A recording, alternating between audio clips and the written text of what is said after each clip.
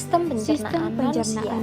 Sistem pencernaan Sistem sistem gastrointestinal mulai dari mulut sampai anus adalah sistem organ dalam manusia yang berfungsi untuk menerima makanan, mencernanya menjadi zat-zat gizi dan energi, menyerap zat-zat gizi ke dalam aliran darah, serta membuang bagian makanan yang tidak dapat dicerna atau merupakan sisa proses Saluran tersebut dari tubuh. pencernaan terdiri dari Saluran mulut, pencernaan tenggorokan terdiri atau dari faring, mulut, kerongkongan, tenggorokan atau lambung, faring, usus halus, kerongkongan, usus besar, lambung, rektum, usus dan halus, anus.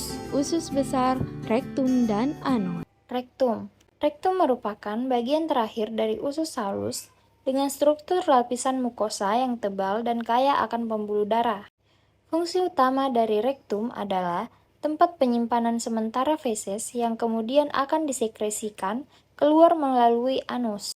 Biasanya rektum ini kosong karena tinja disimpan di tempat yang lebih tinggi, yaitu pada kolon descendens.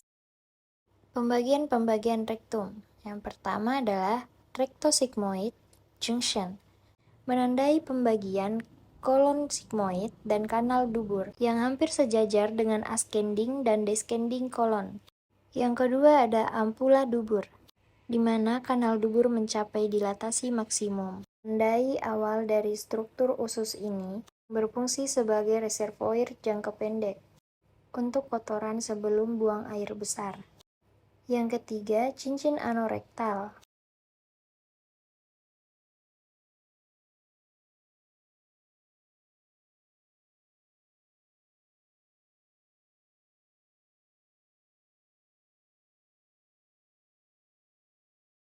Anus. Anus adalah bagian terakhir dari sistem pencernaan pada manusia dan hewan. Anus juga sering disebut dengan dubur.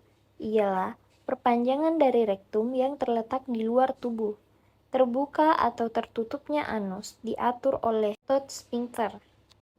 Bagian-bagian anus.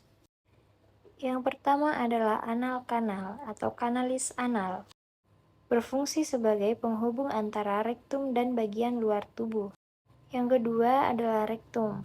Rektum berfungsi sebagai tempat penampungan feses sementara. Ketika rektum sudah penuh, maka rektum akan memberi infes atau rangsangan dan timbul keinginan ingin buang air besar. Ketiga, sphincter anal internal. Fungsi dari sphincter anal internal ialah mengatur pengeluaran feses saat buang air besar agar feses tidak kembali masuk ke usus. Keempat, sphincter anal eksternal. Berfungsi untuk membuka dan menutup kanalis anal karena disusun oleh otot rangka atau lurik. Kerja dari sphincter ini ialah secara sadar. Yang kelima ada pectinate line. Berfungsi sebagai garis pembagi antara 2/3 atas dengan bagian sepertiga bawah anus. Dan yang terakhir adalah kolom anal, atau biasa disebut juga dengan kolom Morgagni. Berfungsi sebagai pembatas dinding anus. Fungsi anus. Yang pertama, untuk melakukan proses defekasi. Defekasi ialah proses membuang kotoran sisa pencernaan dalam bentuk feses. Defekasi disebabkan oleh reaksi otot pada dinding rektum yang dipengaruhi oleh sistem saraf. Otot yang bereaksi tersebut ialah otot sphincter.